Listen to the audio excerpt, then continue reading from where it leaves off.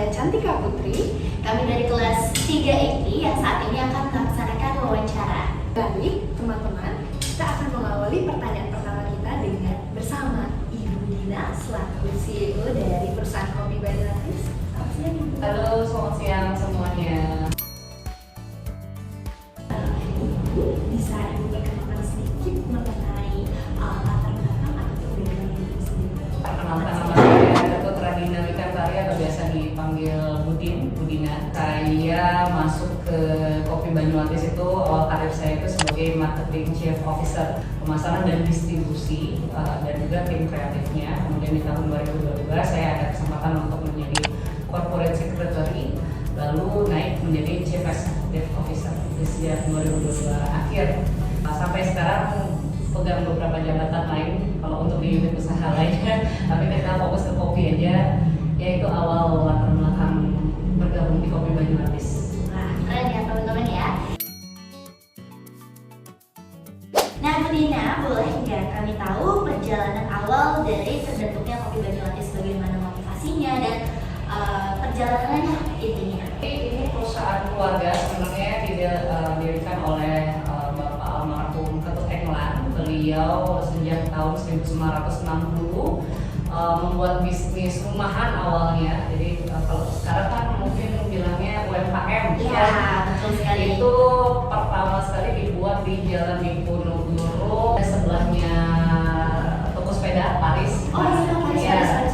Jadi dulu bahan baku kopinya pun diambil dari kebun sendiri. Kebetulan beliau juga dapat warisan kebun kopi. Nah, seiring perjalanan waktu tahun 1900-an almarhum pindah ke sini. Jadi beli tanah di sini dan menjadi industri, menjadi pabrik sebesar sekarang. Kemudian di tahun 2014 setelah beliau meninggal, perusahaan diwariskan ke anak laki-lakinya yaitu suami saya sendiri dan dikelola dari 2014 sampai sekarang 2024. Nah, itu awal mulanya. Setelah tadi kita sedikit mengetahui tentang motivasi, background dari usahanya, jenis-jenis dari produk-produk kopi Banyuwangi ini, ada apa saja sih Ibu dan karakteristik yang pencirinya? Oke, secara ringkas kita punya 4 produk ya di Kopi Banyuwangi. Kopi premium, jadi kopi premium itu yang biasanya masuk ke oleh-oleh, kita sebut saja misalnya toko The Keranjang, Krishna, kemudian Joger, jadi banyak toko oleh-oleh di Bali yang kita sudah masuk dengan kopi premium. Nah, keunggulannya ya jelas itu kita menggunakan kopi grade A atau yang memang kita bilang top kopi topnya lah di antara perkopi-kopian gitu ya. Kemudian di desain kemasannya juga lebih menarik, tidak menggunakan plastik ya, kebanyakan sudah menggunakan foil, bahan foil dan juga kertas. Dan di bawahnya itu ada kopi reguler. Jadi kopi reguler ini yang dari tahun 1960 nggak ganti desain sampai sekarang, jadi tetap kita pertahankan. Dan kopi itu yang memiliki keunggulan masih menggunakan mesin tradisional. Tradisional roastingnya masih menggunakan kayu bakar, jadi tidak menggunakan gas. Itu kita pertahankan dari tahun 60 juga sampai sekarang. Itu usianya ya sudah 60-an itu mesinnya ya. Di bawah itu kita punya second layernya lagi, jadi kopi Bali Pulen, merek Bali Pulen. Itu masih kopi murni, hanya saja grade-nya lebih di bawah kopi reguler untuk mengatasi persaingan di pasar. Jadi untuk kopi reguler sendiri memang harganya cukup mahal, walaupun tidak semahal premium ya, tapi di bawahnya ada Bali Pulen untuk mengantisipasi market kita tidak diambil oleh kompetitor. Nah, sekarang di 2015 kita akan launching dengan melihat situasi kopi di tahun 2023 akhir sampai 2024, mungkin adik-adik udah tahu ya harga kopi sedang tinggi-tingginya. Jadi kita sudah langsung menyusun rencana untuk membuat kopi yang dicampur jagung. Jadi kopi campur jagung itu tetap rasanya masih enak, tapi memang nggak seenak Bali Pulen ya. Bahkan reguler itu nggak jelas, nggak bisa dibandingin. Tapi kita bisa masuk itu ke kawasan-kawasan yang memang secara ekonomi memang tidak sanggup untuk membeli kopi Bali Pulen. Jadi kita bisa masuk ke daerah-daerah pinggiran dengan kopi sirup. Rencana launching 9 Desember. Jadi sudah bisa ditemui nanti mungkin di mungkin pasar-pasar gitu ya, karena memang market kita pasar dia akan masuk ke Alfamart, Indomaret gitu. Iya, untuk lihat itu itu aja produk kita. Wow, oke. Iya benar. Jadi dari tadi penjelasan Bu Dina mengenai produk-produk kopi sudah kelihatan lah ya target pasarnya itu kemana aja. Sudah beda-beda, jadi kita sudah bisa sertifikasi semuanya, semua markers kita berusaha garap, tapi dengan membawa label yang berbeda. Jadi nggak semuanya labelnya berlapis, jadi ada yang kopi premiumnya, ada kopi regulernya, ada kopi balik tulen, dan ada kopi siup. Supaya menjangkau pasar yang lebih luas. Oke, setelah kita mengetahui target pasarnya, lalu kita beranjak ke bagaimana sih tips and triknya Ibu untuk mempertahankan konsistensi dari kopi Banyuwangi ini. Oke, perusahaan yang baik itu pasti punya SOP, standar operating procedures ya. Jadi selama perusahaan nggak punya SOP ya pasti nggak konsisten, pasti ya. Nah, tipsnya ya pastinya menetapkan SOP, dan SOP semakin detail ya semakin bagus. Misalnya SOP penerimaan bahan baku. Jadi saat bahan baku diterima, kalau misalnya tidak ada SOP ya, dia mau sampahnya banyak, mau grade-nya jelek, mau kadar airnya tinggi, itu akan diterima aja. Tapi kalau kita punya SOP, kita punya standar grade, kita punya standar kadar air, kita standar penerimaan, standar pembayaran, kita punya SOP untuk hampir semua hal. Jadi ketika tahun ini kok kita belum punya SOP untuk ini nih, ternyata kita akan buat di tahun depan. Bahkan kalau nggak salah saya pas ingat kemarin ada pengecekan taste kopi ya. Jadi setelah kita terima, kita akan proses sampelnya, itu kita proses untuk kita tes juga rasanya, apakah bisa, apa masuk dengan cita rasa, karena beda-beda kan, cita rasanya beda-beda. Kalau sudah oke baru kita terima. Oh, wow, jadi sangat ketat sama SOP ya. Bagaimana sih untuk mempertahankan loyalitas konsumen? Kan dari tadi diceritakan bahwa perusahaan ini dari 1960-an ya. Bagaimana itu mempertahankannya? Kita juga memberikan reward khusus untuk bisnis-bisnis lain yang sebagai supporter utama kita ya. Ibaratnya kita pasti punya top 10 bisnis atau toko yang menjadi penyumbang omset terbesar, dan itu tiap tahun kita punya reward khusus lah yang based on presentasinya itu dari berapa nominal omset tahunan mereka. Kemudian kita juga memberikan diskon yang berbeda, karena kan mereka akan menjual kembali, entah kalau dari grosir mereka akan menjual ke toko-toko retail kecil gitu.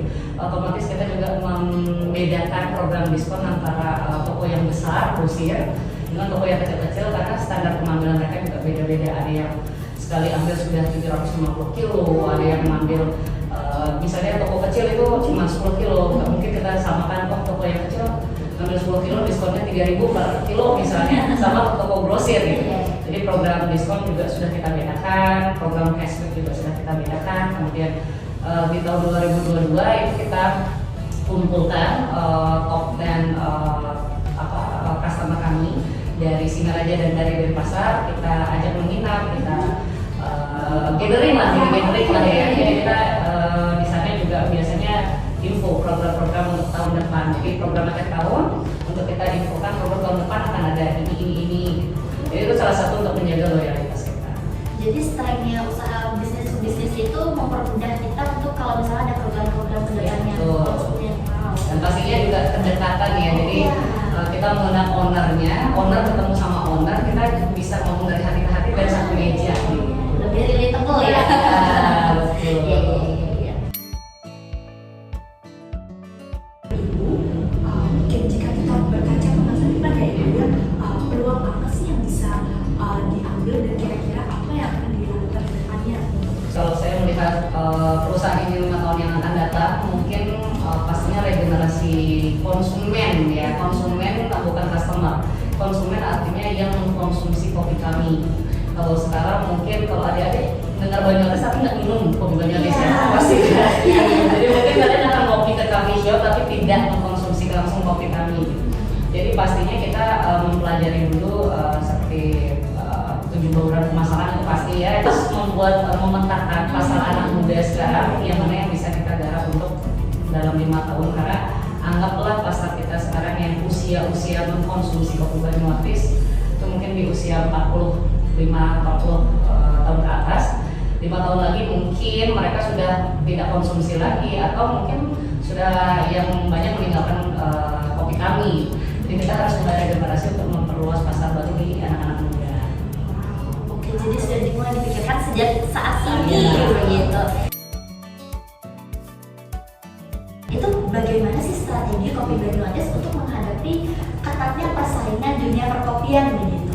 Karena kita sudah pemain lama, sebenarnya kita sudah punya pasar yang setia ya, yang loyal gitu, yang sampai kita punya jargon dulu nggak hilang sakit kepala itu kalau nggak mau minum kopi Banyuwangi. Jadi di kalangan orang tua, mungkin orang tua kalian sudah terkenal itu jargonnya.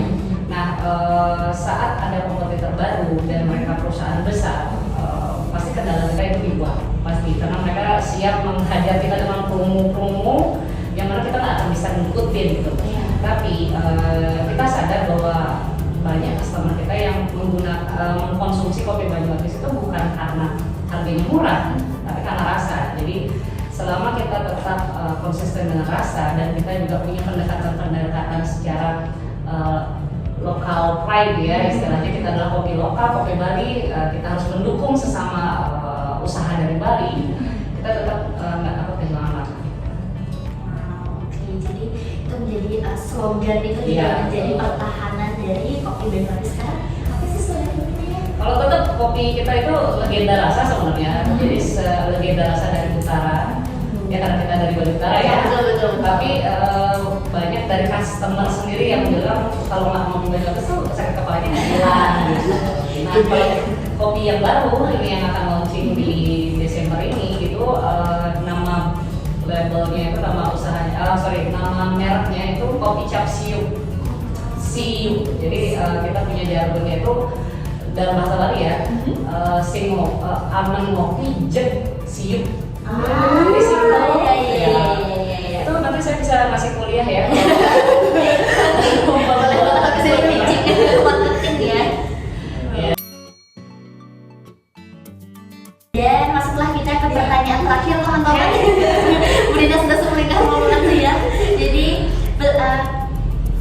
adakah pesan untuk pebisnis muda atau managers muda seperti kita yang disampaikan Bu Dina? Oke, kendala di usia-usia 20 tahunan ketika bikin bisnis itu mereka berbisnis dengan nafsu ya. Jadi mereka kurang punya persiapan yang matang, padahal bisnis itu ibaratnya suatu yang brutal. Kalau saya bisa bilang, kalau saya harus milih gitu, saya lebih suka posisi aman sebagai karyawan sebenarnya daripada bisnis ya. Cuman kalau kalian memang benar-benar ingin berbisnis dan bisnis kalian jalan, kalian harus benar-benar mempertimbangkan setiap aspek bisnis itu sebelum bikin bisnisnya langsung.